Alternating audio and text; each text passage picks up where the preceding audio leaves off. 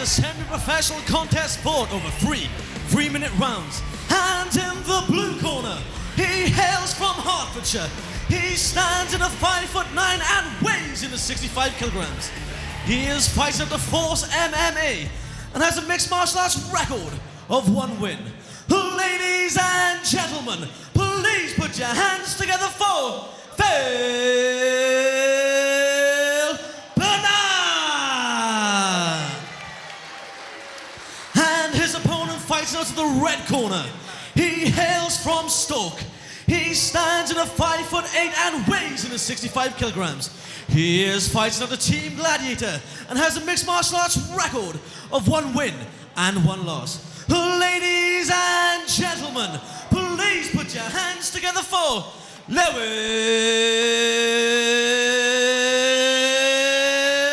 Jenkinson! And your referee for tonight is referee Mark Goddard. Mark Goddard gets the fights together.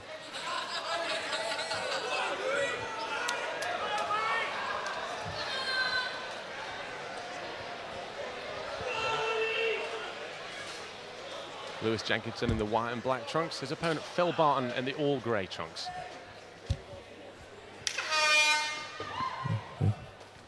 No touch of gloves there from Jenkinson. He's ready to get down to business early. Both fighters circling. Quite tentative early on. First fight of the night. Nobody wants to make that mistake. Overhand right. Jenkinson needs to watch his neck. It's in quite a bit of danger there. He's left it forward, going for that takedown. What he's trying to do now, Ben, he's trying to work his hands in and work the fingers there because he's clearly in some discomfort. He's got to relax, stay standing at all costs and work those fingers apart. The second this fight goes to the ground in this position, it's dangerous. Barton will lock that guard up and look to finish that guillotine. Lewis showing good composure here to stand still. Staying calm, looking to it. He's got his head out there, fantastic. And goes down to the ground, takes in the guard.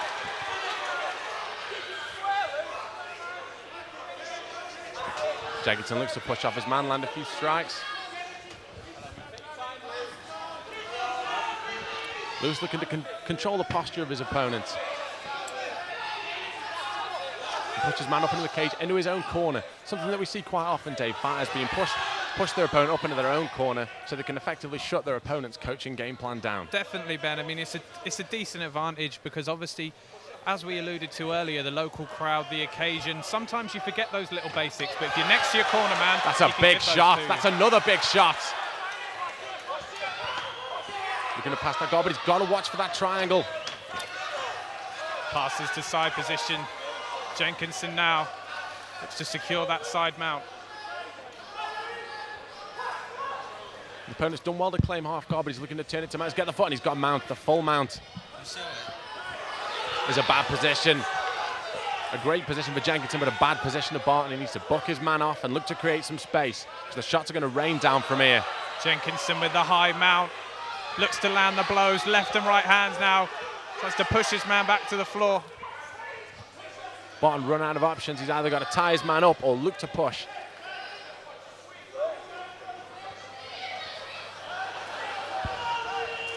Lewis has held on to that mount very well. Looking at a good high mount. So often we see, Dave, the high mount the key to regaining that control. Definitely, Ben. He keeps the high mount. It's so much harder for him to get the sort of leverage to get Jenkinson off there. And now Jenkinson really shipping a lot of big shots.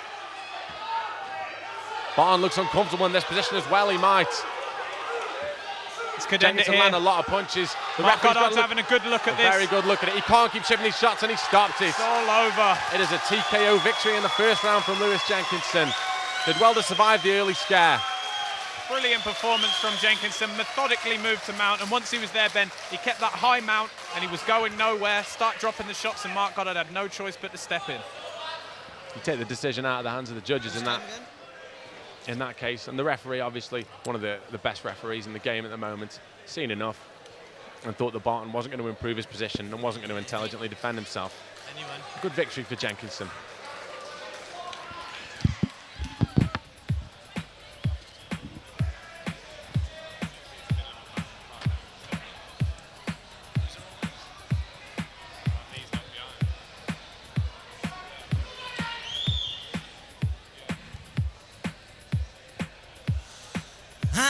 after 2 minutes and 47 seconds of the very first round by way of ground and pound, Lewis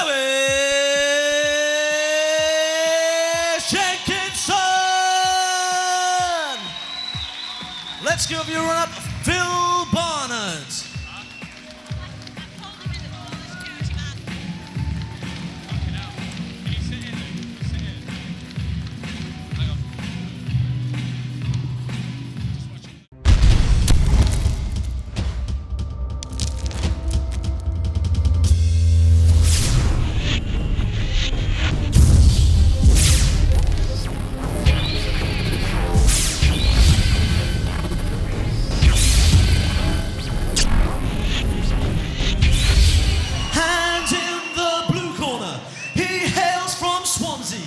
Stands in a 5'6" and weighs in the 70 kilograms. He is an independent fighter, and this is his debut in a cage. Ladies and gentlemen, please put your hands together for Lee Huaro. And his opponent fights out to the red corner. He hails from Telford. He stands in a 5'8" and weighs in 70 kilograms. He is fighting the Team Spartan, and this is also his debut in the cage. Oh, ladies and gentlemen, please put your hands together for Hayden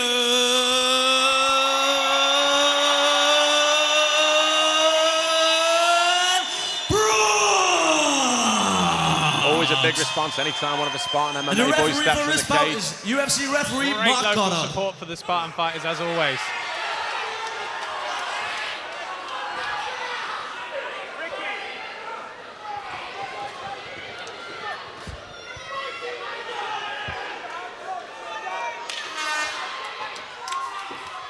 Looks like a tournament. Brooks straight in there. The ethics behind that, Ben. I mean, he looked to touch gloves and then threw a jab straight away. I suppose you say you got to protect yourselves at all times once you come out. It's turned into a wild affair. Both people swinging wildly as it's Brooks is looking to control the head, maybe to throw some knees. Only throws a crushing right over the top. It's all a bit messy here, Ben. I think Brooks needs to step off, get his distance and pick his shots. It is a bit messy right at the moment, Dave. We could have had this fight anywhere up and down the country, and I believe Jack Daniels would have been the judge.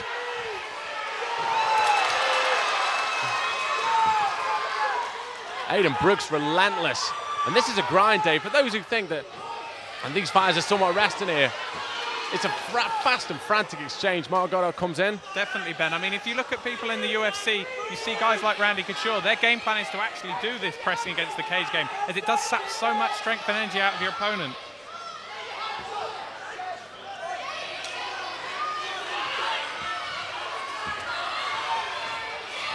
Flying knee there from Brooks as he goes on the attack.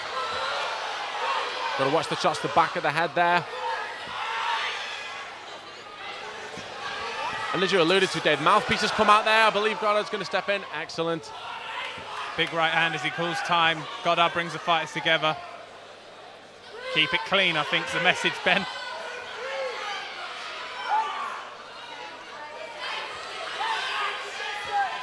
The fighters look to engage again. Brooks rushes in like a bull there. He's got to watch his neck, but he's got that single leg if he can work it. He's taking the takedown and then looking for some more strikes. He's shipping a lot of shots there. He's running head down. Both fighters have got to get their hands up. Obviously, fatigue is going to come in. Brooks' opponent, a late replacement, and conditioning is going to be a factor. I hear he's coming in on an hour's notice, Ben, and fair play to the guy because he's putting it all on the line. He did well to avoid that. Brooks looks to join those hands together to see if he can get that double leg takedown. But he looks more content to ship these big, heavy shots. Both fighters need to get their hands up. A lot of wild exchanges. The problem with these wild exchanges is, Dave, that these punches become incredibly telegraphed. Incredibly telegraphed, Ben, but incredibly entertaining from where I'm sitting, I think. That's what a lot of the fans will want to see.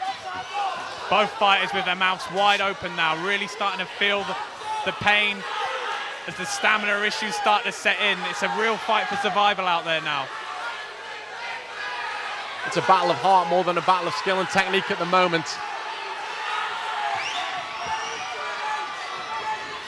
Aidan Brooks needs to show a bit more composure for me, Dave, to look to pick his man apart. He's clearly got the stamina and a nice leg kick there. Maybe that could be part of the game plan. As the trained fighter who's had the full time to prepare, Ben, you'd think that Brooks would have that little bit more composure to show the distance.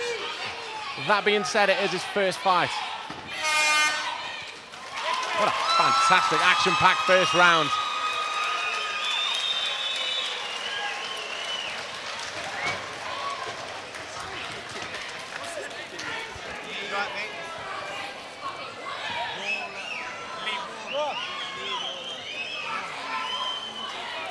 I've only got 2 marks. His arms are remember, so we're probably just going to... Is that all right?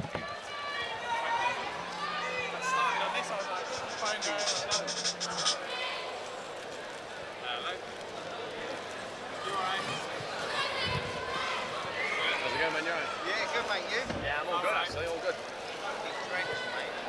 You're joking. You missed the step from Barney Forrest Griffin, like round 1 of round. That guy over there's come in on like an hour's notice because he had somebody go out. Yeah.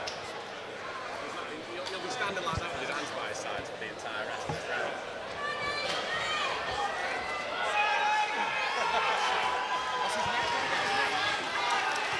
Lee Wallace.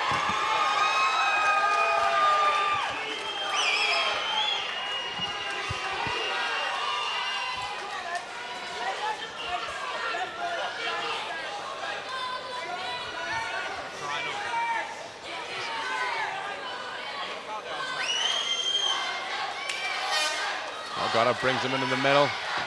Touch of gloves this time. Lee Waller looking for the touch of gloves again. Like we say, late replacement, Ben, and you've got to say, fair play for the guys. Into the second round there, he's still there swinging. What a worthy late replacement this gentleman from Wales has been. He gave him a beautiful takedown there from Brooks, follows it through. Looks to get position, moves to side control. This is a good position for him. Again, as we alluded to earlier, Brooks has had the training camp, so you think these positions are more familiar to him. I'm not aware of Waller's background. Looks to be a bit stuck down there now, Ben. He's got to move on. He's tapping his strikes. He's tapped his strikes.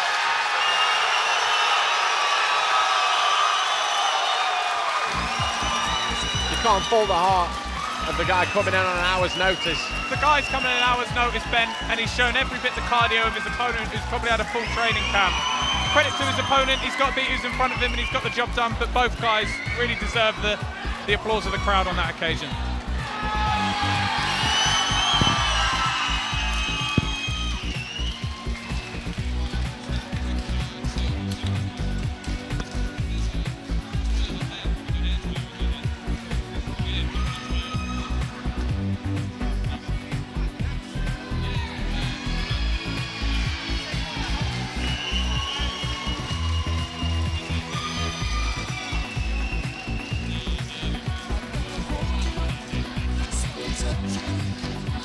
After 37 seconds of the second round, by tap out to the ground and pound in the red corner, Aidan Brooks. Let's give a viewer up to Lee Waller.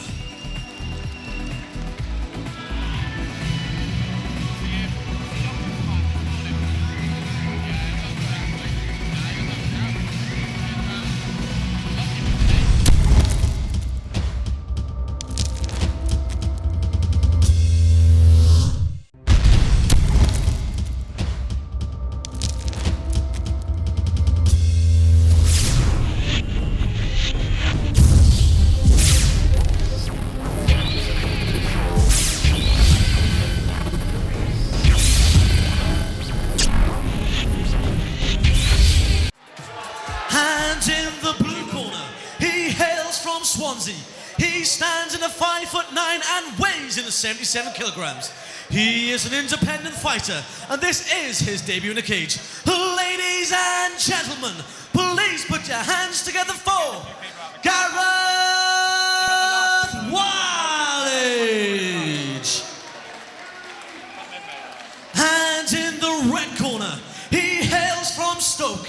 He stands in a 5'10" and weighs in at 77 kilograms. He is fighting the Team Gladiator and has a mixed martial arts record of 1 win and 2 losses. Oh, ladies and gentlemen, please put your hands together for Gareth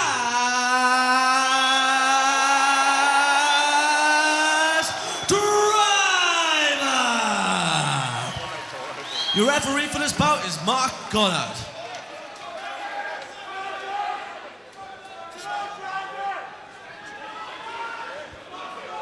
Gareth Wallace versus Gareth Driver. Gaz Driver in the white and black, Wallace in the green and white trunks. It's worth noting, Dave, that it's Gaz Driver's 4th appearance fighting for Gladiator Fight Promotions, obviously bringing a lot of experience in. Already, Ben, I can tell Driver looks definitely more calm. Taking his time, looking to pick his shots. A nice level change, very nice level change, Driver. Looks to complete the takedown. Good reversal by Wallace as he ends up on top. Looks for the guillotine. Driver was caught with this last time out. It is his Achilles heel, but he's done well there, because he's got to avoid his opponent locking that guard up. Tries to unpick the hands. He could end up on top here in an advantageous position, Ben. It's when the submission breaks the scramble, Dave. That's so much to see, and Driver's on top in guard. Wallace looking lively off his back as they're back to their feet. A rough sequence of events there. This Driver's got to be careful of giving his back up here. The fans obviously getting behind Driver. Like we say, Dave, a local favourite, tons of heart, but he is in a bad situation here. Pointing, calling for his fighter to relax. Driver needs to get up. He's shipping a lot of shots. He's doing well here. He needs to turn himself around. He's created a bit of space. And a big deep breath by Wallace, Ben. Might have spent a little too much energy in that flurry, perhaps. Driver looks for a low kick, doesn't find a home. Driver's got to keep his hands up when he throws those kicks, Dave. So often we've seen that kick being thrown, and a lot of different punches can be thrown as a counter over the top. I always remember Roman Zantsov knocking out Pedro Hizo with a left hook over a kick. It's a good weapon if you can do it, but you have to be safe when you're throwing it. Definitely, Ben. And with Wallace standing southpaw, you know, that could pose Driver a lot of problems. I'm not sure who he's got in the gym with that sort of stance. If it's a late replacement, it's a very hard style to get used to. Driver maybe fishing for a leg, but he's shipping a lot of shots, and he gives the mount up. He's got to be careful here. He turns over very wise. Maybe you can look at slipping out the back door. His opponent hasn't properly got the hooks in. And that's exactly what he's done. Stands up, tries to secure the single leg and drives his man back to the cage. He's got to watch the neck in this position. It is quite wide at the moment. Conditioning, obviously, Dave, as we alluded to, is going to be an issue. Obviously, the fighter taking this fight at short notice, Driver's going to have the advantage, and he needs to turn into his opponent there, not present that neck for that choke. Too easy to give that back up there for the Driver. He's definitely got to spin round and face his man up against the cage. His opponent doing very well, throwing those knees to the back of the legs, giving him something else to think about. He's got to watch out for. There's a variety of chokes from here, not just the rear naked choke. He's got to watch out for the bulldog choke, the classic schoolyard headlock. Driver doing well, trying to secure one of those hands and now turn into his man. Wallace, for his part, doing well with the over-under now, Ben. He's got that seatbelt in there, yeah, and he's looking to control his man with it. The Driver needs to do now is to pick it.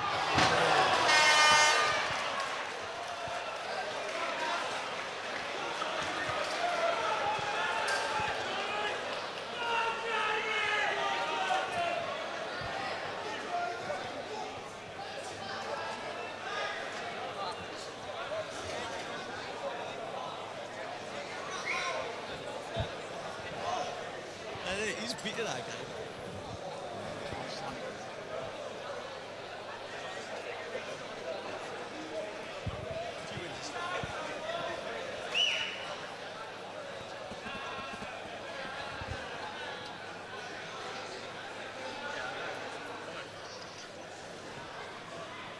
It's actually really, really funny.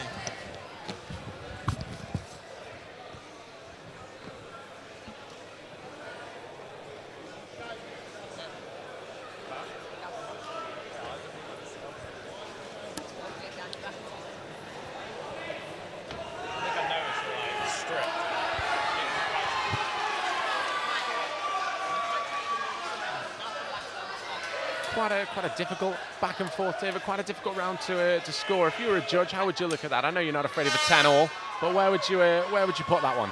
Very interesting round. I think Wallace may have just outworked his fight there, and he had the periods of punches on the ground, which definitely gave him the edge. As we say that, Driver secures the early takedown in round 2. Driver moves to mount. He's got to look to ship some shots from here. These are big punches from Driver. He's got mount. He's got to keep landing these shots. This is like sprinting, Dave. He's got to keep throwing. Definitely, Ben. You see not go for that arm. He's having a good look there. I'd leave the arm alone and keep punching. Goddard asks his man if he's okay. You've got to look how intelligently is he defending himself. Driver goes for the armbar. As he pulled it off, he's got it, and he's tapped. He got it, Gas Driver! Armbar victory for Gas Driver! I never thought I'd hear you say that, Dave. Fantastic submission. I said he's been working hard in the gym, Ben. I've been telling people all week I expect to see a different Driver, and it came out. Credit to Wallace. Tough fight. He won the first round. Driver came back well. And your winner at the 39 seconds of the first round by way of armbar, Gareth Driver. Let's give it up for your runner-up, Gareth Wallace. You can't drop Driver, you know what it is. Everyone drops him.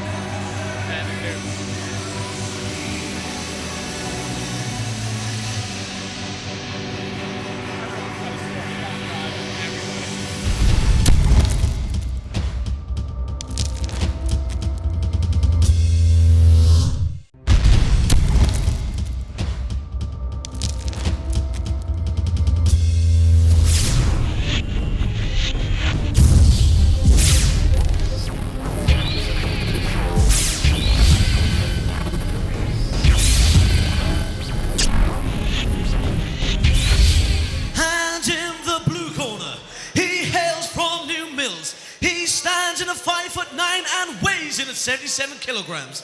He is fighting out of an elite international martial arts and has a mixed martial arts record of 1 loss. Ladies and gentlemen, please put your hands together for Ben Charlesworth. And his opponent fights out of the red corner. He hails from Crewe. He stands in a 6'1" and weighs in at 70 kilograms. He is fighting out the Team Raging Animal and has a mixed martial arts record of 2 wins and 2 losses. Ladies and gentlemen, please put your hands together for Harry Izababiji. Your referee is Conrad Hayes.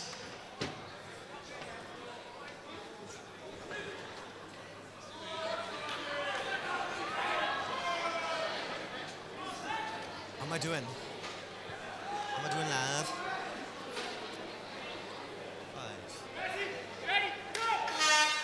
So here we go, it's underway. Ben Charlesworth versus Harry Izababiji. Easy for you to say, Rob. Good strike by Harry. Opens up with a good front kick, trying to find range. It's what I expected from Harry, Rob. The last time he came out, he hurt his guy with knees standing. He's traditionally from a stand-up background, but as they say that, Charlesworth looks to throw the shots as well standing. Strike does a nice job of dipping down low, but a big shot, and it looks as though he's out. Unbelievable! Unbelievable finish from Izababiji.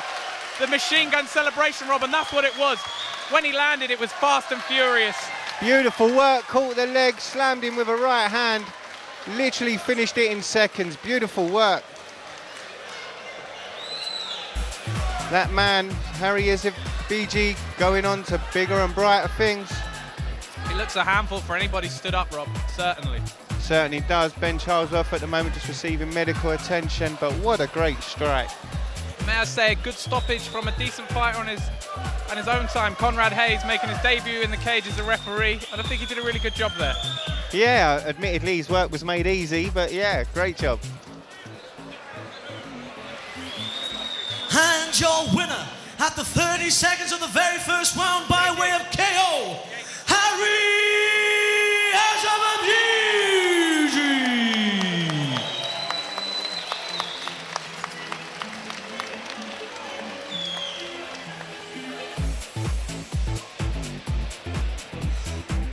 Ladies and gentlemen,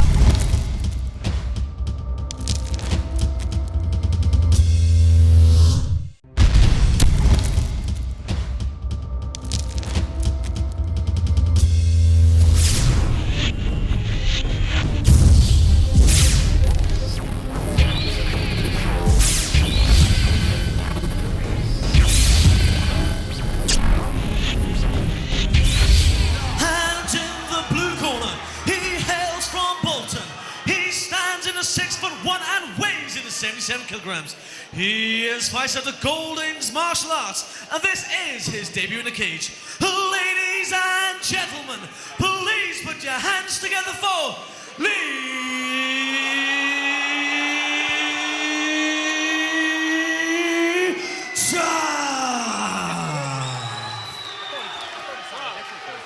And his opponent fights out of the red corner. He hails from Derby. He stands at a 5'10" and weighs in at 77 kilograms. He is fighter of the Dragons Academy, and this is his debut in the cage. Ladies and gentlemen, please put your hands together for Gareth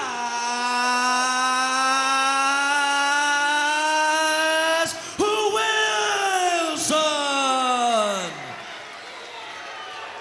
Your referee is Conrad Hayes.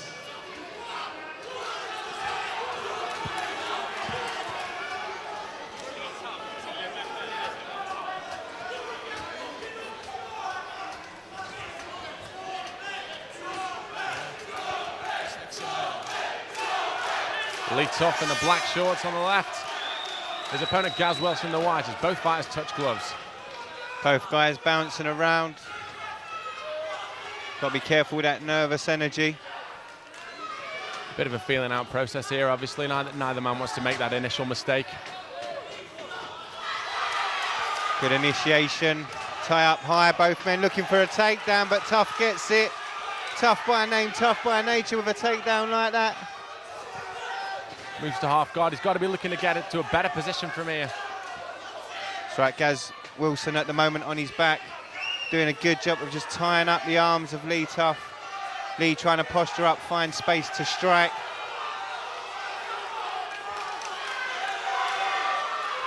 It's all about advancing that position as we stand, Rob. The better strikes can be had from side position and from mount, the more advantageous positions, and that's where we see the bulk of these scrambles happening on the ground. That's right. Lee should take a moment, try and concentrate, possibly pop that leg free, move into mount position. Right now, comfortable in the half guard, but Gaz Wilson gets the turn. Gaz Wilson, top position now, looks to strike away at the body. You see what kind of guard Lee Tough's got. He's sitting back there. He's doing well, getting those legs nice and high, maybe looking for some submissions. That's right, his brain's working, thinking down there, trying to bring those legs up. Working with a closed guard at the moment. Gaz chopping away with that right hand. Some stiff-looking body shots from the top there, making the most of this position. What we're not seeing from Wilson, though, is a look to advance his position. He seems to be happy, for me, Rob, to sit there in guard and land those shots. Well, they will take their toll on Lee Tough, stuck on the bottom, but right now Conrad Hayes stands them back up. The referee making a good decision there to get both fighters back to their feet. Bit of a stalemate on the ground there, Rob, and I agree, yeah, that was the best thing to do as Tough comes in, throws a nice leg kick there. Both guys aware now of what one another carries. Tough with a smile on his face as he looks to cover the distance between him and his opponent. Both fighters happy to exchange leg kicks. It's Tough who comes in with a flurry of strikes, pushing his man back up against the cage. Maybe looking for the takedown. Couple of very good shots followed up with a knee. Lee Tough just putting the pressure on his opponent at the moment against the cage. And this is a grinding situation, Rob. For those who don't know and maybe haven't trained, and it looks like this situation has taken a lot out of both fighters. as tough maybe he looks for the guillotine, it looks like he's got his opponent's head in a bad position there. It's hard to tell from our vantage point. Wilson doing a good job, defends the guillotine well. Both guys back to their corners. Interesting first round. And you can see Tufts brought a huge amount of support with him.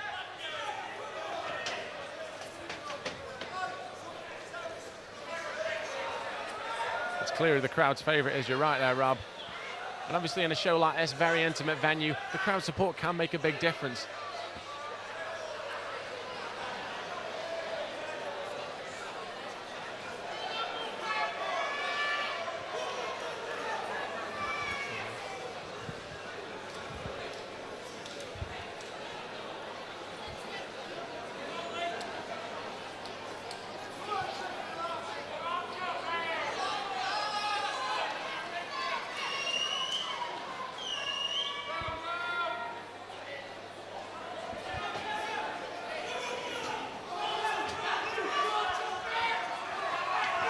Conrad Hayes orders the trainers out.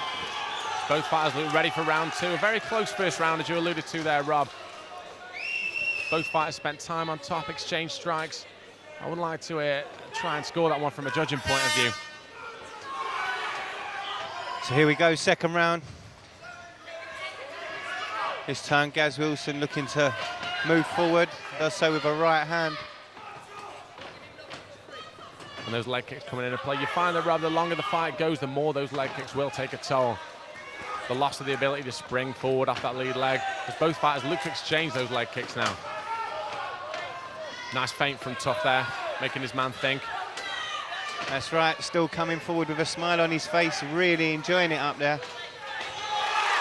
And he ships a big right hand and once again goes to that clinch position.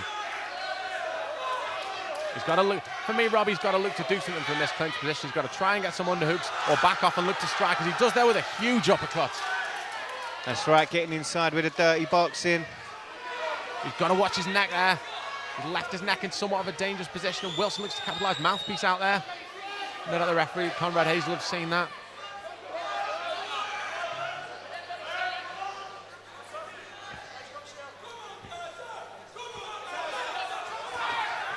Quick break while they clean up the gum shield and put it back in. Conrad puts him very wise there, back in the same position. Good work by the referee. Good sportsmanship from both fighters. That's what we like to see at Gladiator Promotions. Hayes in there, quickly noticed the man was using the cage for leverage. Wilson's holding onto that guillotine. And Tough looks to be struggling to breathe from this kind of position. Standing guillotine, a hard submission to finish, Rob. Very, very difficult position. As you know, sometimes it can pay off to jump guard and pull your opponent down, but you want to be sure you've got it locked in before you do, otherwise you leave yourself vulnerable. And as I say that, big slam by a Tough, and he pops his head free. Wilson does the right thing, doesn't panic, looks to pull guard. But like we say, Rob, with guillotine chokes, the key is to make your mind up quickly. Is it worth, in the long run, squeezing on a submission that's going to do nothing more but burn your arms out for the later rounds of the fight? Tough looks to postures up, maybe to land some strikes. Hayes taking a very close look there. Tough lands a nice chopping body shot there. Good shots inside by Lee Tough. Again. He's not happy with the level of activity. Wilson there fakes a leg kick. Throws a jab, it doesn't follow through with the right hand on that occasion. Both fighters initially now feeling the signs of fatigue, but as I say, that Tough comes forward. Good shot, landed just before the bell. Good little flurry by Tough. But will it be enough to satisfy the judges? He's done the right thing in ending the round with a flurry. Leave that impression in the judge's mind that you were the last person to land those strikes.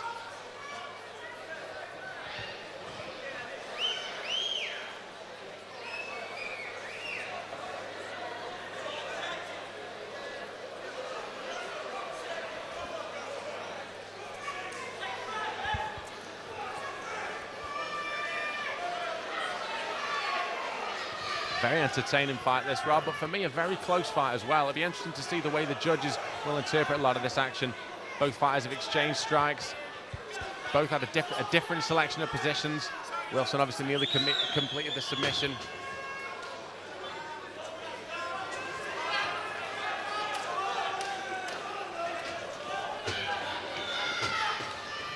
So here we go, getting ready for the third and final.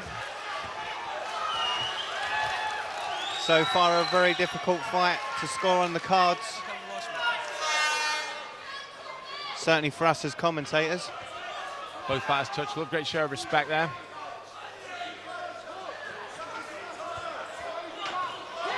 Wilson looks to counter that leg kick with a good straight shot there. So often we see that, Rob, the leg kick countered. So the importance of keeping your hands up when you're throwing that kick. Both guys, again, tentative as they approach one another. There's a lot on the line at this point in this final round. Both fighters realise that one mistake could take it at this point. As both come forward in a furious exchange. And it's tough with the takedown and straight to full mount. He needs to make the most of this position, Rob, from here. Good work to get to the full mount. Starts to land that right hand. Seems to be landing some very clean, clear shots. Conrad Hayes taking a good look at the action there. Wilson's relaxed, he's looking to create the space. Right, does a good job of covering up. Gaz on the bottom. Tough firing those shots, trying to land clean. And straight in his corner as well, another advantage.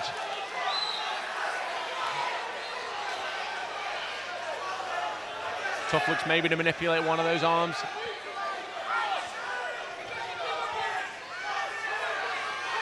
Takes a moment to put his gum shield back in. Both guys feeling the wear and tear of 3 rounds of hard-fought war. Wilson looking to buck, but Tough's got a very good mount there. Wilson needs to look at creating that space so he can push off and explode out. He's not going to win the fight from here. The judges are just going to see this round one way. Conrad Hayes looking in though. Could see it stood up if he's unhappy with the work rate. But right now, Lee Tough pushes the pace, keeps hold of the mount position. Lee Tough looking to land those shots. He's happy to stay there and mount, and he moves his mount up higher there, Rob. The higher the mount, the better in that situation. He's got a lot more control over his man. And he looks for the arm bar, he's got it. Beautiful work. It's the reverse arm bar, and that is beautiful work. Fantastic work by Lee Tough. Very, very tough by name, very, very tough by nature. Great work. And did you see that coming, Ben? It just shows, for me, Rob, that the transition from a situation where a fighter might be knocked out to a situation where a fighter is going to be submitted can happen just like that in a flash, in an instant, and that's what we saw there. Great work, great armbar. And it came just at the right time, just towards the end of the third and final round in a very, very close fought battle. A very competitive fight. It's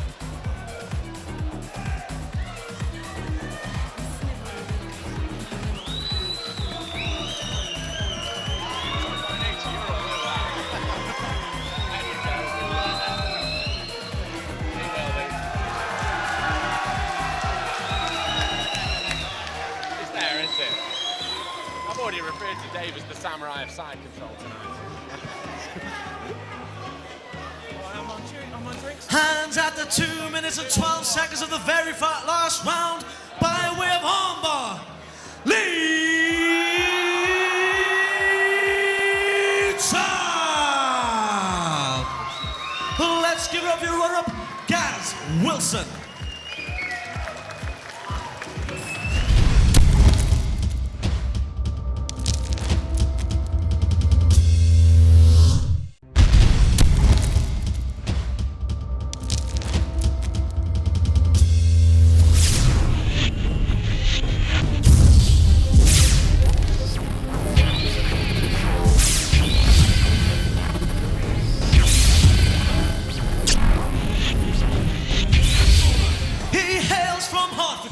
He stands in the 5'5" and weighs in 70 kilograms.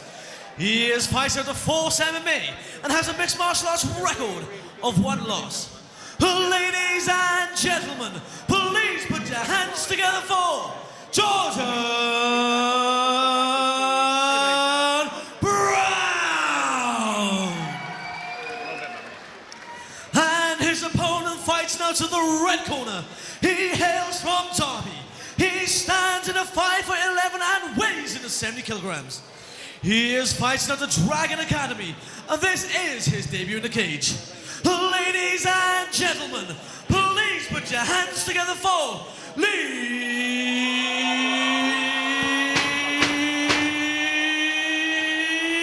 Summers. Your referee is Conrad Hayes.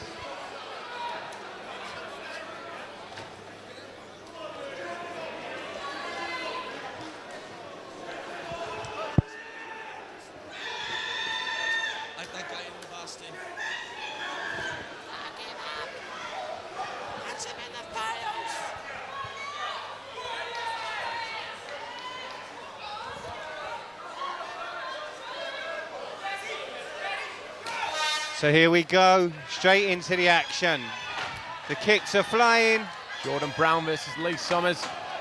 Brown looking to take his man's back. That's what Summers needs to turn into him there. Tries to hook a leg as he turns, tries to hoist his opponent. His opponent doing a great job of climbing the back of Summers at the moment. Jordan Brown doing an excellent bit of work as he brings his man down. Tries to find space, but Summers looking to get the single leg. Transitions to double, got him up, and he's got him down. Big slam takedown. Beautiful work. Summers in top position now. Brown closed guard. Summers looking to make those shots count. Obviously no headshots on the floor under semi-professional rules, so it puts a different spin on these fights. That's right, makes him a little bit more submission active. Right now, both men looking for submissions. Brown trying to bring his opponent in, possibly looking for an Achilles or a heel, but changes tactic. Keeping that guard nice and high, but now he's got it reset, and Summers looking to land some of those strikes. And he looks to pass on that left-hand side, moves in a half guard. Isolates that arm, maybe looking for the key lock. His opponent sees it coming. And good work to get back to guard. Summers stacks his man up. Jordan doing a very good job at the moment, keeps working in that guard. Keeping those legs wrapped around his opponent. Summers chopping away. Brown's done well each time that he's been faced with a difficult position to reclaim that guard and get it back to that neutral starting position where he can look to submit a bit more. That was a nice pass by Summers, used his knee to get the momentum pushing forward to break past. Summers stands up there, at both those legs. Got to watch for leaving those legs high. Jordan Summers again. falls back for a straight ankle lock. Only problem with this permission is you do commit both of your arms to that one extremity. He's pulling on that ankle, but I don't think he's going to have enough to get it from that position. That's right, Brown comfortable enough to pitch up. Got the room to posture up and does a good job in doing so. Strikes to the stomach of Summers, also trying to pass the guard. Very, very good work by Jordan Brown. The right thing there to stand up into that submission and turned it into a good situation for himself. And now we see the scramble. Again, Summers does a great job of passing into that half guard. Traps an arm this time and chops away at the body of Jordan Brown. Brown tries to buck and roll, doesn't quite pay off. Summers able to keep the dominant position on top. There, Rob. Brown's done well to get the back to half guard. It's a very open half guard, and he applies that. He's got that key lock on there. A difficult submission to finish from half guard, but it looks very tight for me. He needs to get that arm away from his body more to get a bit more leverage. Saved by the bell.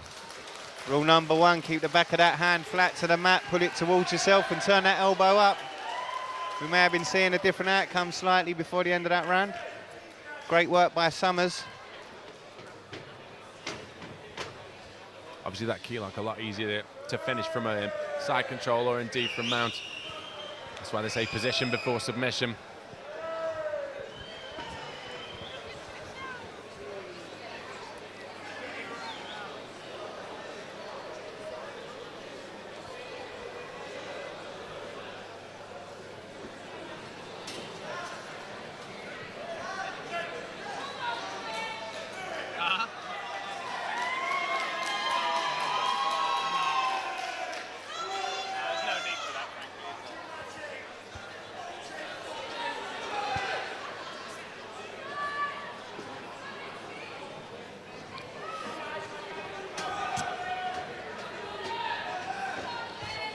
Conrad Hayes ushers the trainers out as we get ready for the second round. Very even.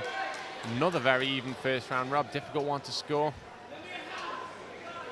I don't know, I would probably swing by way of Summers. I feel that he just was a little bit more dominant there. And a high kick off the start. Both guys again jostle, fight for position. Summers again looking for that huge slam, doesn't quite get it. Jordan Brown postures and bases well. Looks for the plum clinch, brings the knee up. Good knee to the body. It's a battle of wills at this point as Summers looks for that single leg. Abandons it there. Looks maybe for a bit of dirty boxing out of that clinch, but he's got to look out for those dangerous knees. Jordan Brown needs to switch and look for the underhooks. Keeps hold of the back of the head and is fortunate not to go to ground. Summers looked for the Greco trip there, but Brown did a good job of negating the offense there. And he looks to land knees, and there's a lot of knees coming up now. Summers has got to be careful, those dangerous knees. Summers driving his opponent to the cage, looking to bring him down. Brown's got that body lock position, but Summers is trying to link those hands so he can maybe get a double leg in from there. He's got those hands clasped together. We can just see from that position. The key is in locking those hands, Rob, getting that double leg takedown. Again, Brown looks to climb his opponent, this time looking for the guillotine, but an arm's on the inside, very difficult position to submit somebody from. It has been done, but very, very difficult. Now he looks to go to the guillotine. Summers possibly in trouble, but does well to get free. Goes to the floor and based out. Brown does a very good job of sprawling, basing out. He's still got that neck and he looks to pull guard. He's pulled it. That's a tight-looking guillotine. Tries to work it, but Summers does a good job getting his head free. You see Brown rolling to his right, maybe looking for a Kimura. And Summers does well, passes round. Good work moving north to south. Side control, looks to isolate that arm. Doesn't quite get it. Good job again by Brown. And Summers takes mount. Working off his back, Brown doing a very, very good job defensively. Conrad Hayes having a word there, watching the shots. Both fighters scramble here, and Summers looks to have a guillotine choke on here now. Brown did a good job to escape out the back door. Unfortunate to come away from that guillotine. Both fighters showing some signs of fatigue now as Brown opens up with a nice chopping low kick and looks to throw some kicks. Good little exhibition of kicks there. Combination that Kung Lee would have been proud of. As both fighters tie up.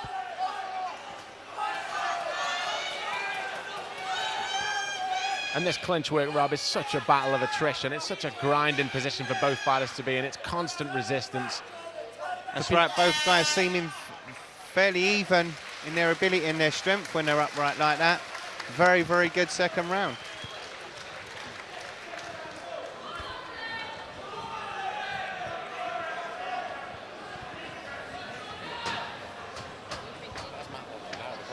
He's got like a tattoo exactly in the same spot.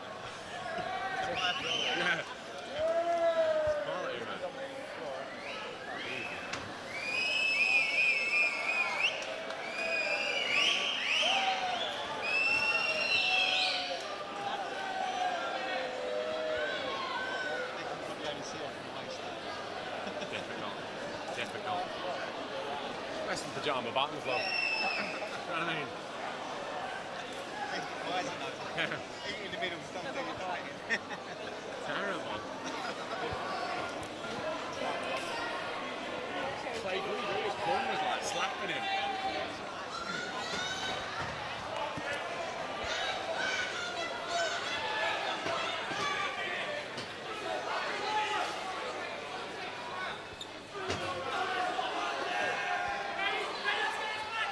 So here we go, it's on.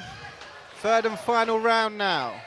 Lee Summers in the shorts with the flag on them. Jordan Brown in the red and black trunks. Jordan Brown again looks to that plum clinch, tries to use the knees. Doesn't quite have the effect he desires. Summers looking to throw in those uppercuts and looked to throw in a leg trip there, just couldn't take his man. As both pummel for that position there. Once again, Rob, especially at this late stage of the fight, it's a battle of wills in this clinch position. Good work by Brown, again forcing the action, but Summers doing, again, a very, very good job defensively. Covers up really well. Brown lands a nice uppercut there. Brown seemingly the busier of the two fighters at this stage. Looks to land that knee there. Summers doing well getting his head out of there. And once again, Brown fishing for that tie plum.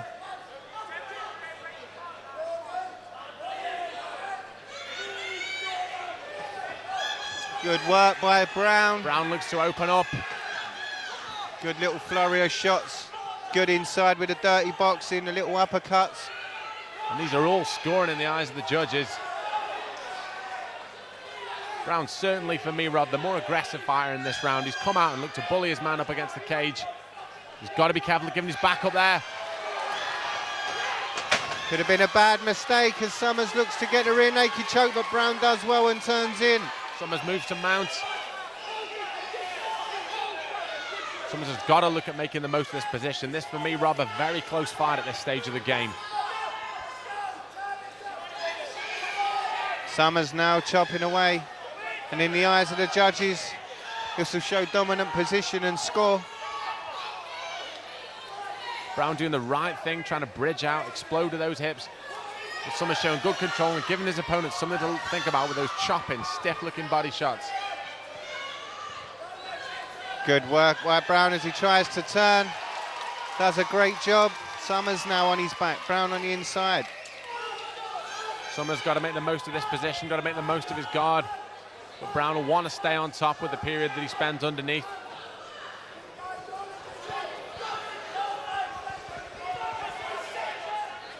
Good call by the referee, brings both fighters back to their feet.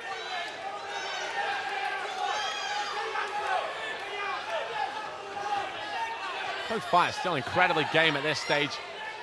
Incredibly game to throw those shots in. Jordan Brown, look at that. Summers look to catch that knee, maybe look for a single leg takedown. Summers drives his man into the cage. Brown did a very, very good job there, using his opponent's momentum. Again, another good knee, another good knee. Great fight, very, very difficult to call. A very close contest. Both fighters show periods of dominance. It'll be interesting to see what the judges make of that one. So down to the judges for the decision.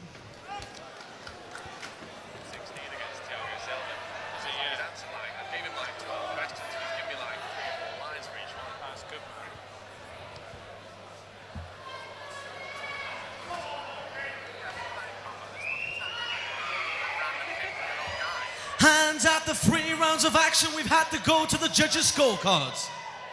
For your winner, by split decision, in the blue corner, Jordan Brown. Let's give it up to the run-up, Lee Summers.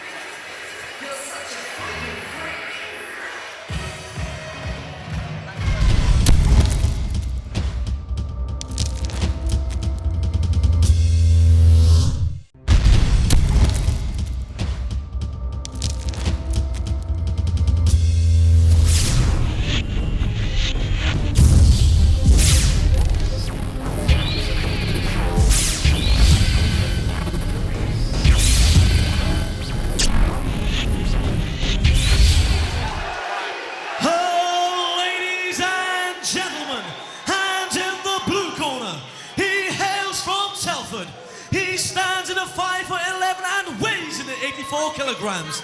He is fighting at the Powerhouse Gym and has a mixed martial arts record of 1 win and no losses. Ladies and gentlemen, please put your hands together for Gary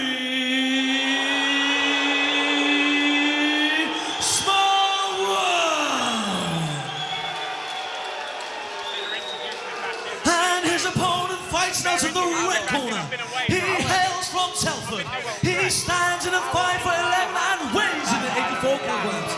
He is fighting under Spartan MMA and has a mixed martial arts record of 2 wins.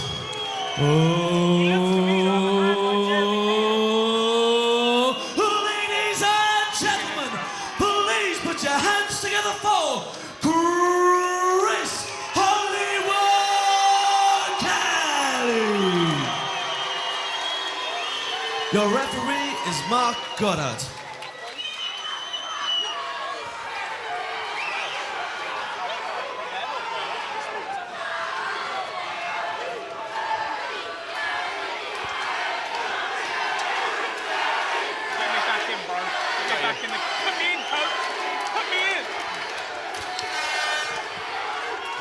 Chris Kelly and Gary Smallwood, Ben Cartledge here for Night of the Gladiators 4, along with Dangerous Dave. Let's Chris Kelly's been dropped. He is asleep. He is asleep. Too late for introductions, Ben. Get that man an alarm clock. He is out cold. Chris Kelly, the local guy, has got massive support here. Gary Smallwood, Ben, he's caught him flush on the jaw and it's all over and he's out cold.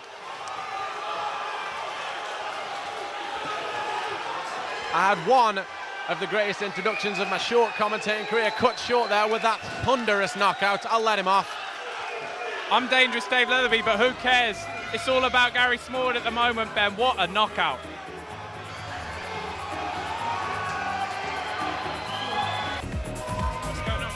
And your winner at the 8 seconds of the very first round by way of knockout, Gary Smallwood. Let's give it up for your runner-up, Chris Kelly.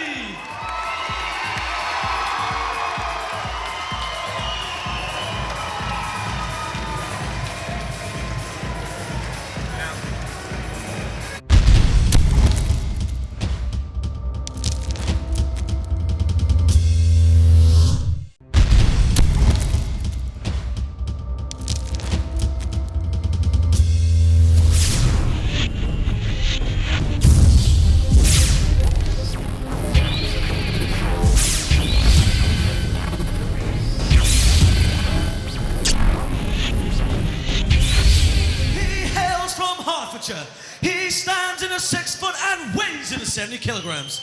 He is fighting under Force MMA and has a mixed martial arts record of 1 loss. Ladies and gentlemen, please put your hands together for Stuart O'Leary. And his opponent fighting out of the red corner. He hails from Stoke. He stands in a 5'11" and weighs in 70 kilograms. He is fighting the Team Gladiator and has a mixed martial arts record of 3 wins. Oh, ladies and gentlemen, please put your hands together for Adam Bairstow. Your referee is Mark Goddard. And Bairstow versus Stuart O'Leary, semi-professional 70-kilogram bout. Bairstow, obviously a local favourite, fought for the promotion quite a few times. Quite the explosive striker, Dave Bairstow. Definitely, Bairstow, he's going to look to stand up. He's got good strikes, but his ground game's really been coming on in the gym, so it'll be interesting to see if he makes use of it. It's Bairstow in the white and black sprawl shorts. His opponent, Stuart O'Leary, in the snakeskin. Nice combo. Nice combo. Bairstow looking to exchange those fast hands. Bairstow come predominantly for a stand-up, he catches his man with a nice stiff left jab. Nice stiff left hand, Ben, and you see that was the first strike that he threw straight. The hooks were all winging and wild, and when Bairstow threw the straight punches, he found his target. Both fighters somewhat cautious, standing in that range where they look like they're going to open up and throw those shots. But both fighters somewhat tentative early on, Dave. O'Leary swinging a miss with that low kick. I really think Bairstow's got to make more use of that jab. The left hand really found its way down the middle. So if he can start using the distance and working the jab, he might find some real success. Both fighters looking to wing punches. It is quite frantic when it gets into that striking range, Dave. O'Leary, to his credit, Ben, he's willing to sit in the pocket and trade blows. And in the sport of mixed martial arts with these small gloves, maybe it's who lands hard first really can be the victor in the fight. As they both go again, Bairstow lands a right hook on the way out. Both fighters somewhat frantic striking. Bairstow looking to switch up levels to counter that low kick with a right hook, and he wings an overhand right there. You've got to say, Ben, in the case of O'Leary as well, the guys have really got to straighten up their shots. If one of them stands back and throws one right down the pipe, either a 1-2 or gets that jab working, I think they really find some success. Bairstow the aggressor so far for me, Dave. He's looked to stalk his man. He's looked to initialise in these exchanges. Definitely, Ben. He's taken the centre of the cage and he's moving his man back. And although there's not many shots landed, that can only stand him in good stead with the judges. Big overhand right from Bairstow there, winged over the top. He's found a home. Another big one. He sits O'Leary down and finishes up. Mark Goddard stops it. Adam Bairstow with a TKO win. Adam Bairstow made the most of his opportunity. He saw that overhand right, had worked once, landed it again, and quickly came in for the finish. That was it, Ben. I don't like to sing my own praises, but I said when the shots start coming down the middle, we get success. The overhand right, straight down the pipe, ended, game over. That's all she wrote. I thought you said you didn't like to sing your own praises. I'm so good.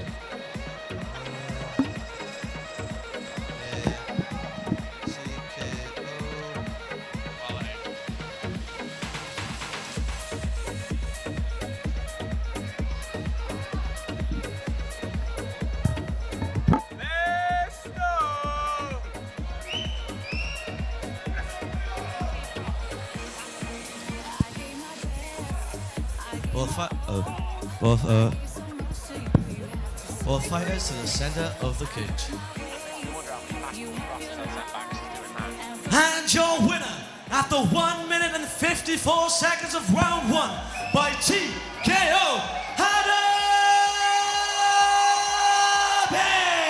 Bairstow. Let's give up the runner-up, Stuart O'Leary.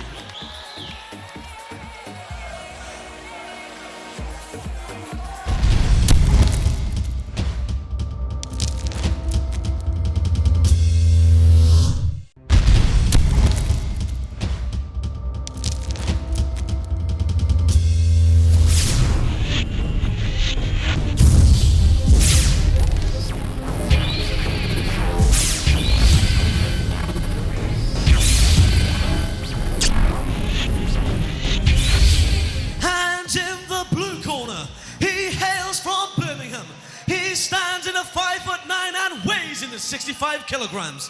He is fighting out of Black Country Combat and has a mixed martial arts record of 1 win and 3 losses. Ladies and gentlemen, please put your hands together for Ann Phillips. And his opponent fights out of the red corner. He hails from Swansea. He stands in a 5'4" and weighs in the 65 kilograms.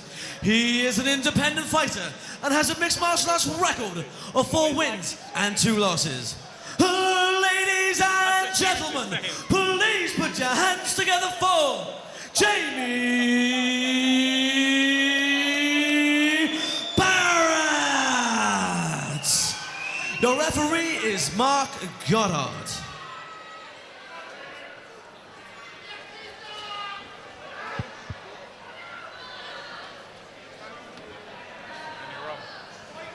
So here we go, Jamie Barrett versus Ant Phillips. Ant Phillips in the white trunks. And Dave, what do we know about these guys? Ant Phillips, Rob, got his first pro win last time out of the Gladiator Challenge. He cut down a weight class and it seemed to really suit him. Jamie Barrett did a massive slam, DDT'd the guy, if you remember, last time out, and also got a victory. So both guys, good reign of form. Very fast movement for the featherweight fighters. Big shot, just misses. Short elbow. Phillips looks to have a really active guard, Rob. He's trying to keep those legs high, he's keeping it moving. Barrett trying to work as well. Both guys showing good skill at the moment as he moves to almost an omoplata. If he turns his hips but changes direction, moves back to guard. That's what Barrett's got to do, Rob. He's got to keep those hips straight on. He can't afford to let Phillips work sideways like that for the omoplata or the arm bar, triangle. All sorts of variations can be made once he gets his man side on. Some good shots. Referee Mark Goddard just looking on, making sure that it's all fair action. Big shot, just misses, reverse armbar, and it's beautiful. Beautiful It's a finish. tap. Unbelievable here at Gladiator Promotions. Beautiful armbar in very, very quick style. We said it, Rob, he had to stay square. Phillips was active off his back, and once he got that position to move to his side, the armbar was sweet. Very quick work from Ant Phillips, very impressive. Beautiful work with the armbar, very, very impressive. And these featherweight fighters always put on an impressive performance. Very, very fast, very, very technical. Great work by both guys. Fantastic win for Ant Phillips.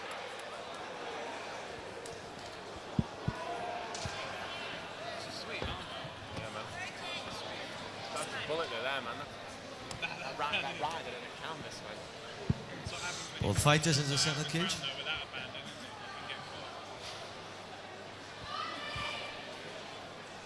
And your winner at the 1 minute and 8 seconds of the very first round by way of armbar. In the blue corner, Ant Phillips. Let's give up your runner-up, Jamie Barrett. Ladies and gentlemen, we're going to have a few words with Ant Phillips. Okay, I'd just like to say a big thanks to everyone that's come to support me tonight. Big thanks to Jamie Barrett. He's only had a week to train for this fight. He's a very strong lad. I wish him all the best in the future. Ant Phillips, everybody.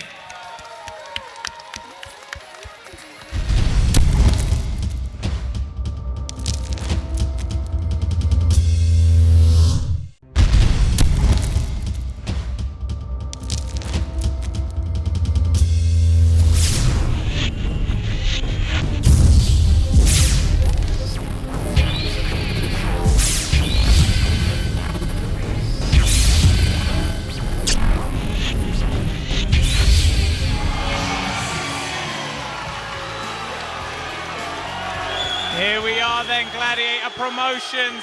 I'm Dangerous Dane Etherby alongside Ben. Ladies and When he gentlemen, rolls for that leg, you won't have any this is for left. the night of the Cartilage. Gladiators Semi-Pro Welterweight Big Championship. fight here. The crowd absolutely And electric in here. the blue corner, he hails from Bolton. What can you He say about stands this in a fight? You've got 5'11" Lee and Stevens, weighs Jack 77 Longworth. Stevens kilograms. is out of the Spartans He to is amazing, fighting Ben. the Golden Surely Links this is going to be a martial arts. cracker. And this It's going to be a his war debut day, in the there's no cage. two ways about it. It's the first Ladies title and fight that Gladiator gentlemen, Promotions have put on. please put your We've seen hands both together fighters. Look at for that stare down, it's electric.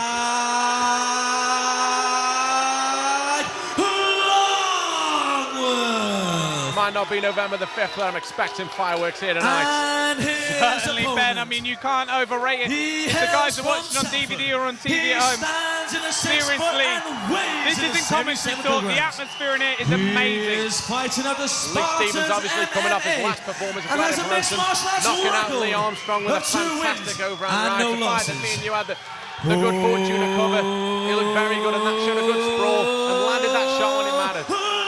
That's it, Ben, and I mean, that result's only going to give him more confidence coming in. There's nothing better than a knockout win, and that's what Stevens is coming up, so be interesting to see him coming into this fight. Stevens! Your Big referee reception is from Khan Conrad MMA, taking Higgs. 3 fighters to this competition. A good gym, expanding all the time and producing a lot of good fighters. The likes of Lee Stevens we see here. We saw Aiden Brooks earlier.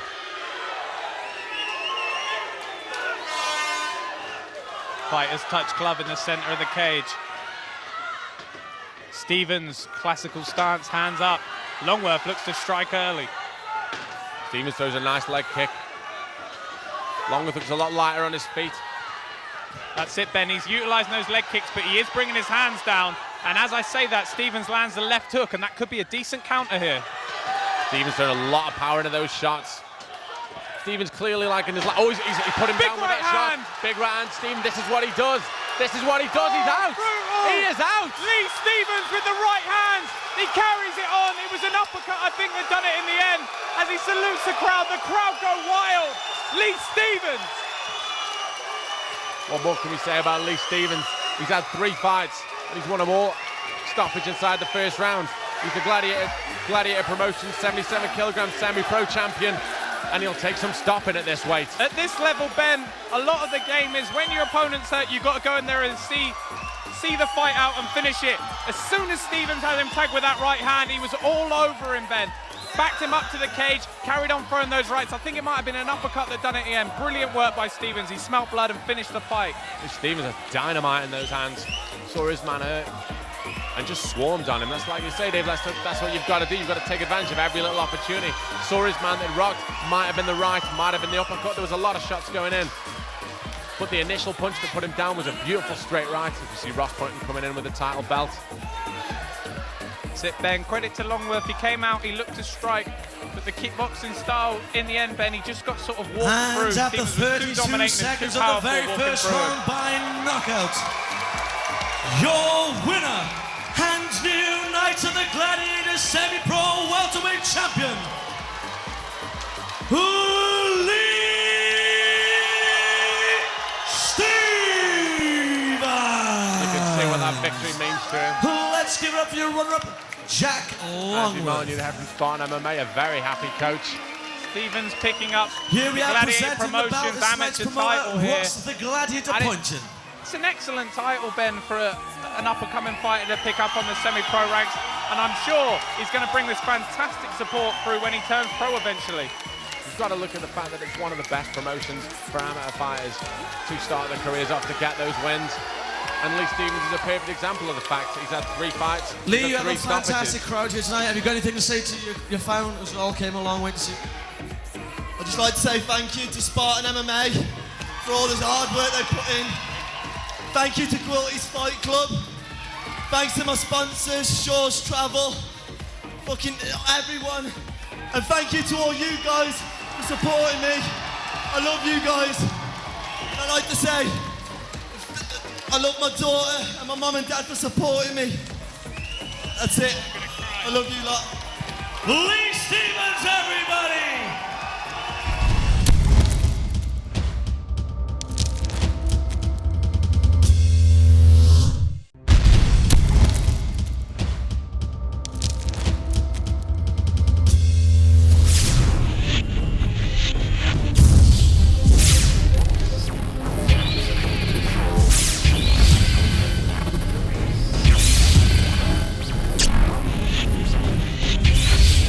Is for the Knights of the Gladiators Lightweight Championship. And in the blue corner, he hails from Exmouth. He stands in a 5'10" and weighs in at 70 kilograms. He is fighting under Team Lionheart and has a mixed martial arts record of 4 wins and 3 losses. Ladies and gentlemen, please put your hands together for Ben Crook.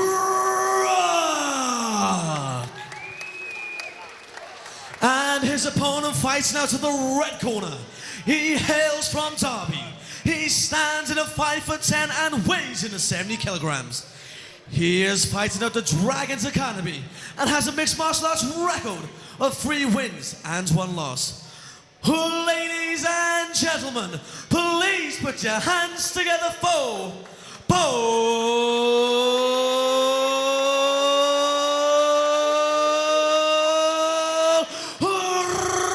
Ramos. Your referee is Mark Goddard.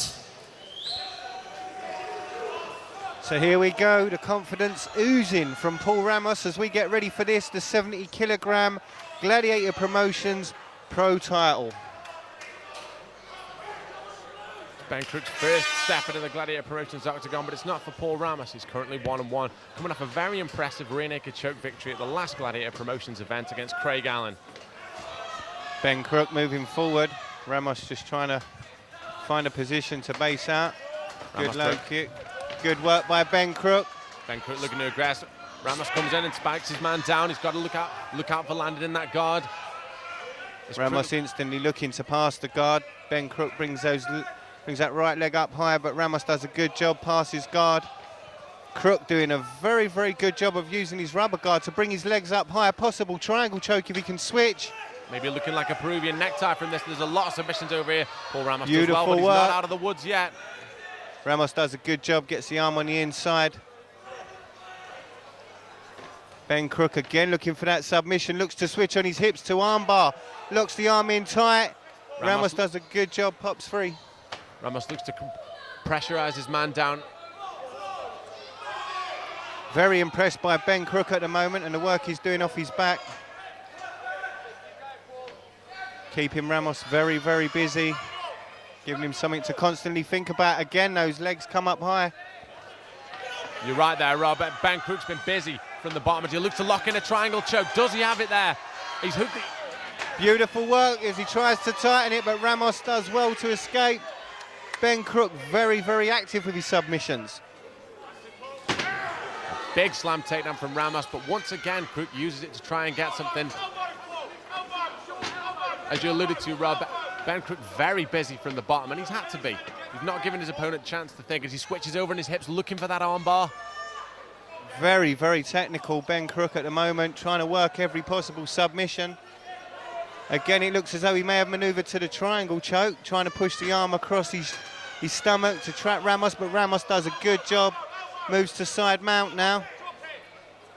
Ramos has got his man pushed up into the cage there, limiting how far he can actually move, how far he can switch.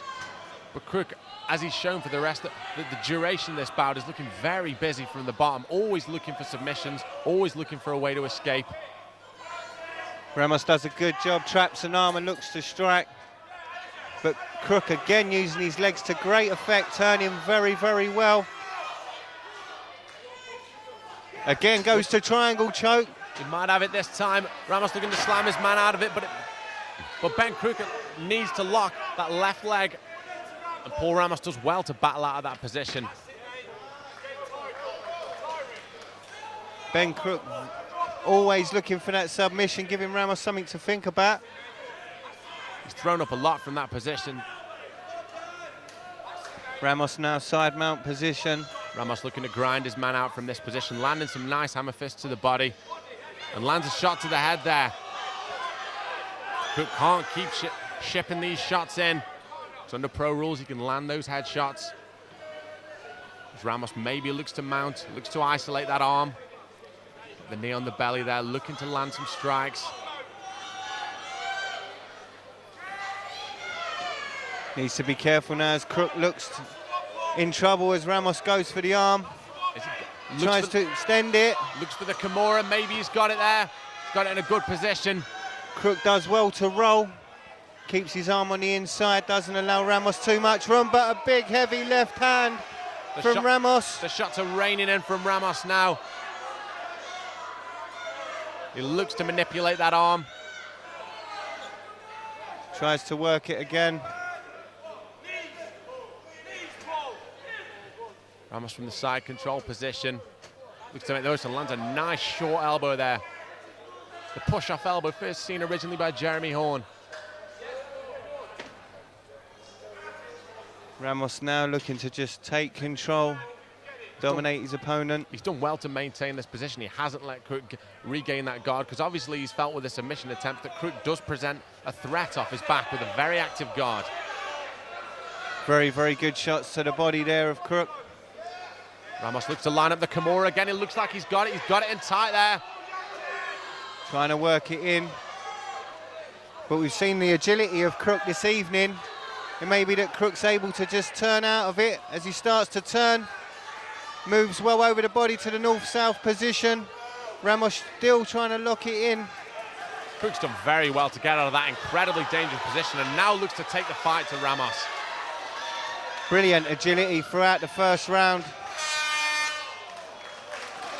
Crook showed some great technical ability during that first round. Excellent skill. Very active first round. Crook showed a good guard, but more importantly, didn't panic when he was in the bad positions.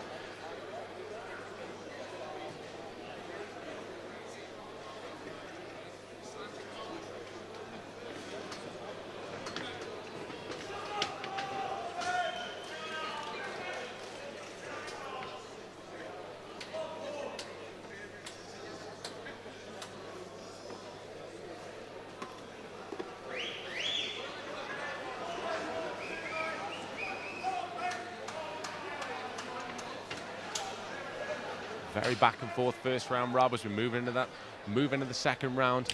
Paul Ramos looking to lay down the law. That's right. Right now we're into the second round of action. I'm Rob Nutley, with me Ben Cartledge, as we take you through this, the 70 kilogram title between Ben Crook in the colourful trunks and Paul Ramos in the sprawl shorts. Ramos backing up. There's a left and a right there. But Crook did well to keep his hands up. Big uppercut, just glances by Crook. Crook trying to find range, doesn't quite get it, goes for guillotine choke. We've seen in the first round that Crook is very dangerous off his back, only in the half guard, but if he can get that left leg out, he looks to be in a good position with that guillotine choke. It's a tough submission to finish from this position. Ramos doing the right things as well, just trying to keep that leg locked in the inside, keep his body turning in the opposite direction, giving his head room. Does a good job to pop it free.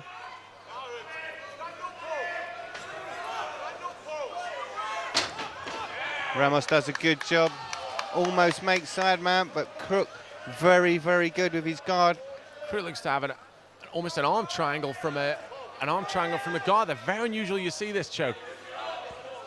Very, very difficult choke to get from this position. More often than not, Rob, we see it as fighters use it as a diversionary tactic, either to throw up a sweep or to give that fighter something else to think about.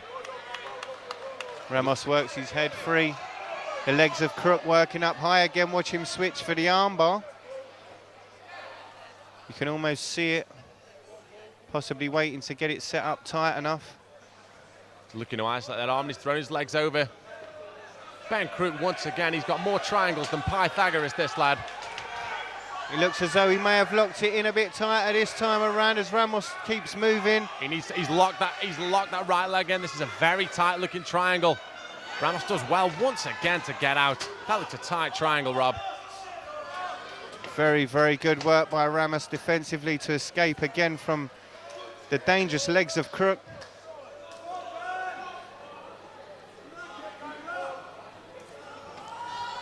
Big shot over the top from Ramos, looking to ground and pound. And a double hammer for shades of Kazushi Sakuraba there. Just goes to show Captain Kirk does have an influence on modern MMA.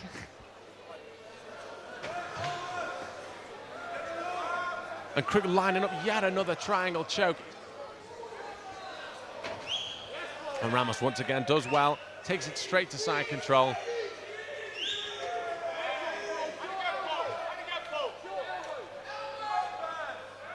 It's a grinding around this. That's right, taking its toll on both fighters now.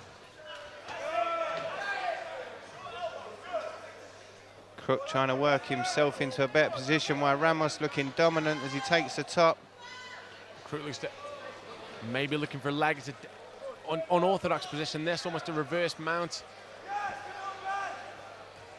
And those legs of Ben Crook, always a threat from whatever position. Surely Ramos has got to be looking to make the most of that arm that he's got isolated. Maybe rolling it into a top triangle. Crook looking to try possibly a leg submission of his own, doesn't keep hold of Ramos. Ramos drops back into guard. As we've seen so often in this fight so far, the guard of Ben Crook is a very dangerous place to be. Ramos keeping his distance now. You'll notice that he's not engaging, he's not going forward into that guard. He's posturing back. He's obviously felt that threat with those tight chokes on more than one occasion in this fight. That's right, and now tiredness will start to be a factor for both men. The wear and tear of the round and a half so far will start to take its toll. Ramos looking to ship those big shots in. But Crook, for me, Rob, very calm off his back, showing a good offensive guard, but not panicking in bad situations. And I think that's been the key to Crook's success so far in this evening. Again, Ramos looking to isolate that arm, trying to find a submission. Maybe to step over the head. We see the arm of Crook come through from the leg there.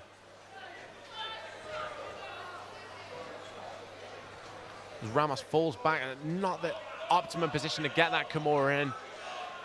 Somebody with the proven grappling experience that we've seen of Ben Crook, we'd like to see him pop his head out of that as he does. But Ramos looks to take the back as he switches around. He's got the right hook in now, looking for the left. Good work by Crook as he rolls it out.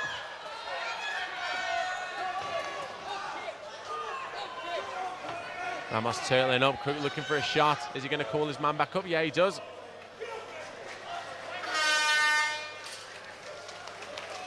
End of another very close round, Rob. Very, very hard round, but I've got to be honest with you, Crook looking very, very technical. Although he seems to be under the pressure and the fight's being taken to him, off his back, he looks extremely dangerous. He looks the more likely of the two to finish the fight via submission. The stand-up element of this fight seems quite close for me. Both fighters winging big shots. Ramos able to dominate position, but not quite able to finish anything from it. Very, very interesting one if it goes to the judges.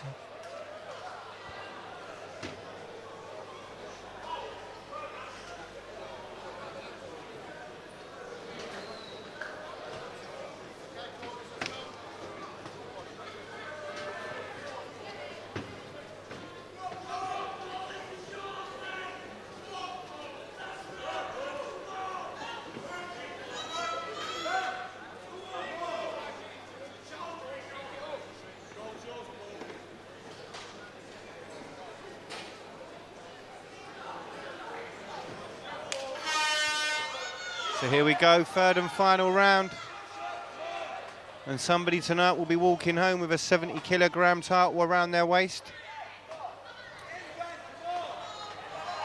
Both fighters decidedly tentative, obviously realizing what's at stake here in what has been a very close fight so far. Nice body kick from Ramos.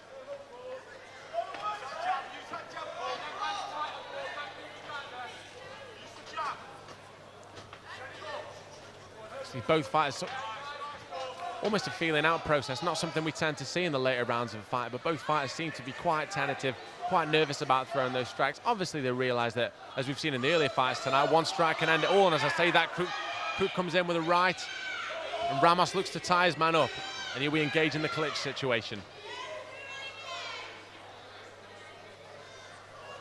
Both guys just jostling up high for position. Ramos looks to swim that right underhook through, maybe looking to transition down into the single leg takedown if he can get it. But Crook doing a really good job of getting that underhook through and maybe lining up a knee. He throws that knee up, just doesn't catch his foe with it.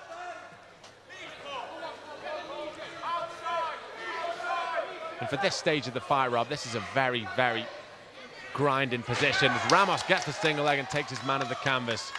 But Crook looks to pop straight back up, using the side of the cage to walk himself back to his feet.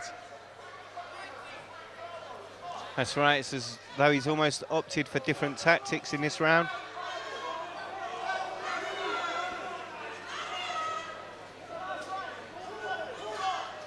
Crook looking to get himself back to his feet, but Ramos has still got that right leg. He's using it to control his man, and Crook realizes this straight away. Both fighters showing tiredness now.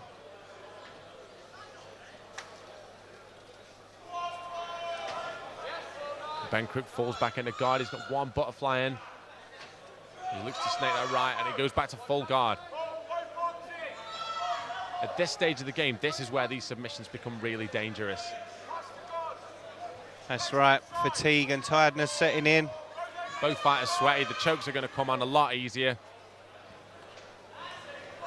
As Crook looks to lands a nice hammer fist from the bottom. Not too often we see effective striking from the bottom, but he backed his man up with that nice stiff-looking hammer fist. Both legs up high again. Ramos will know they're there. Ramos looks to base himself out. Referee Mark Goddard just looking in on the action. Telling the fighters to get active. Crook's done well for throwing that shot. He's given Ramos something else to think about as well as those dangerous legs. Mark Goddard steps in. Both fighters stepped up due to inactivity. Bit of a stalemate on the floor that time, Rob. Yeah, as I said, I think it could be fatigue and tiredness setting in on both men now. Third round. Good work by Crook and good retaliation from Ramos. A little hook in right. Ramos calling his man on.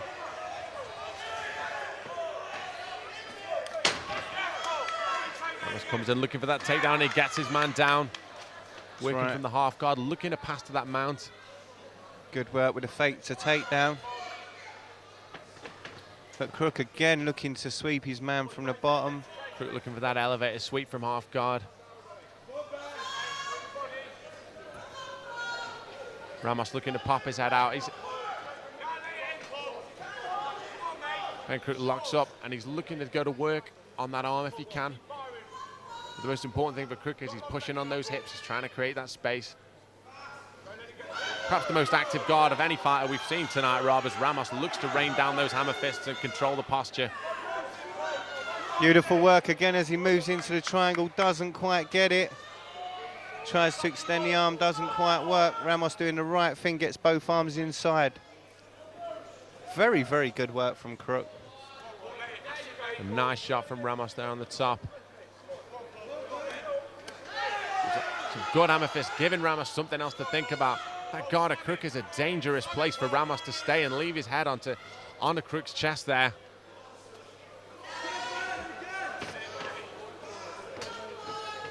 It'd be interesting to see how the judges score this.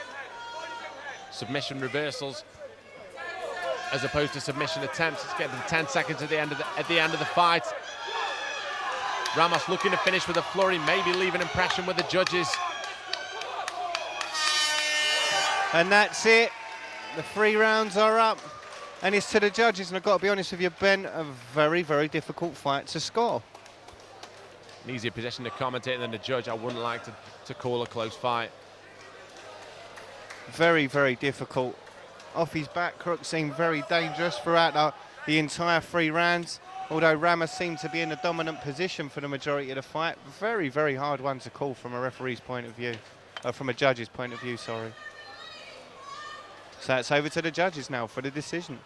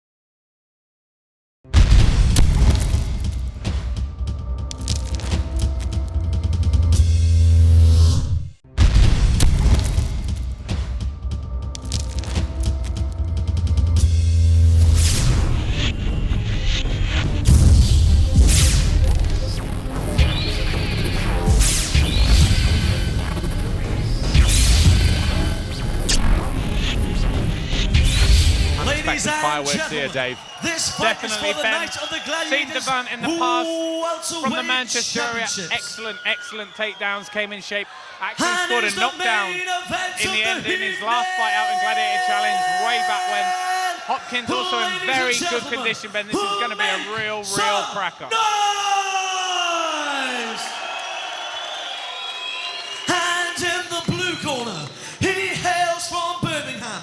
He stands in a 5'8" and weighs in at 77 kilograms. He is fighting at the sprawl and brawl and has a mixed martial arts record of 3 wins and 3 losses.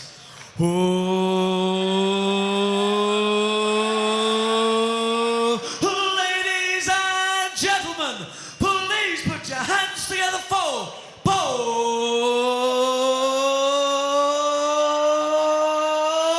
Hopkins! And his opponent fights now to the red corner. He hails from Manchester. He stands in a 5'11" and weighs in at 77 kilograms. He is fighter of the Manchester grounds and pound, and this is his debut in the cage. Ladies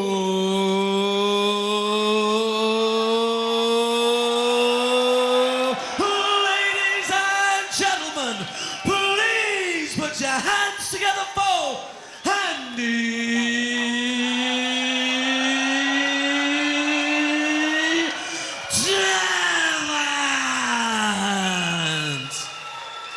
Andy Devant versus The referee is Mark Goddard.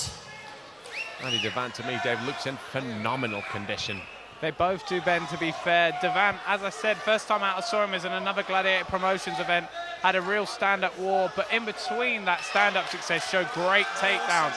I haven't seen much of Hopkins, but the guy's in great shape and it's a title fight, so you know he's going to leave it all on the line. I'm embarrassing you. Referee Mark Goddard brings the fighters together. Both fighters touch gloves, and we are away. It is Andy Devant in the blue and black Venom shorts. His opponent Paul Hopkins in the tap-out black and blue trunks.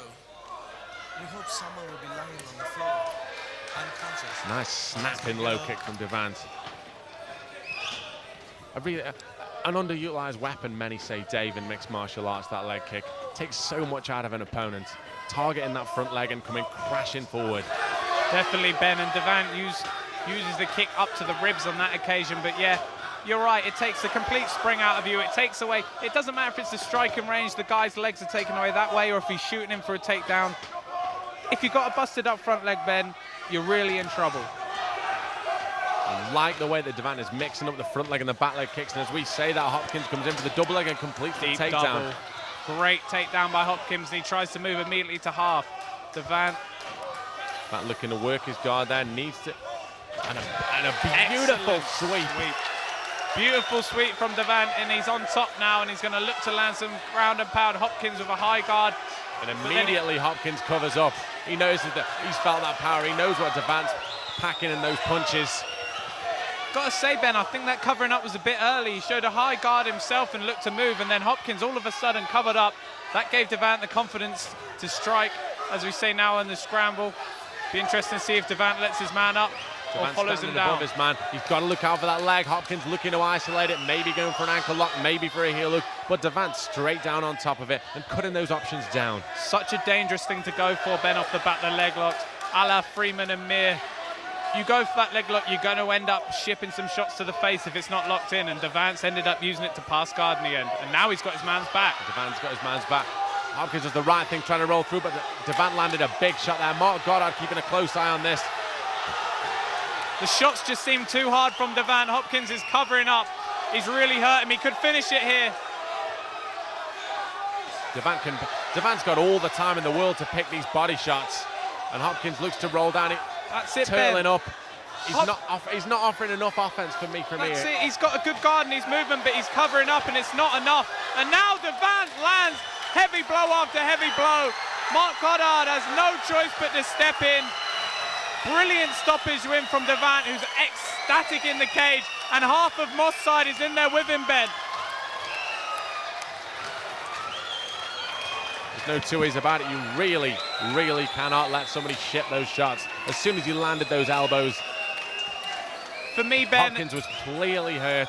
Devant had all the time in the world, as we alluded to, Dave. Devant had all the time in the world to pick those shots, and he's got a nasty cut on his forehead there, courtesy of one of those elbows. Exactly, Ben. It's easy to say we're not in there shipping those shots, but initially, before he shipped some hard shots, I thought Hopkins was perhaps too soon to cover up. He showed an excellent guard and movement on the ground. If he showed a bit more confidence in maybe trying to secure an underhook or move his man into some sort of sweep or submission, it may not be in the place he is, but when you cover up like that, you're just inviting the pressure. Devant had all the time in the world to pick those shots, and there you see the end product of it. A good show of respect from both fighters. The cut looks nasty, but I think it's on the top of the head, Ben, and when the adrenaline's flowing, a small cut can bleed a lot. Hopkins will be able to fight another day, that's for sure. Both fighters to the center of the cage. Fantastic main event, a dominant Andy Devant. as you say, Dave, for me, Hopkins just gave him too much time in those positions. He lacked the confidence with his guard and lacked the confidence in those bottom positions. I believe he felt those shots early and realised the power that After Devant possessed 2 in minutes those and fists. 26 seconds of the very first round, by way of tap out due to strikes, and your new Knights of the Gladiators welterweight champion,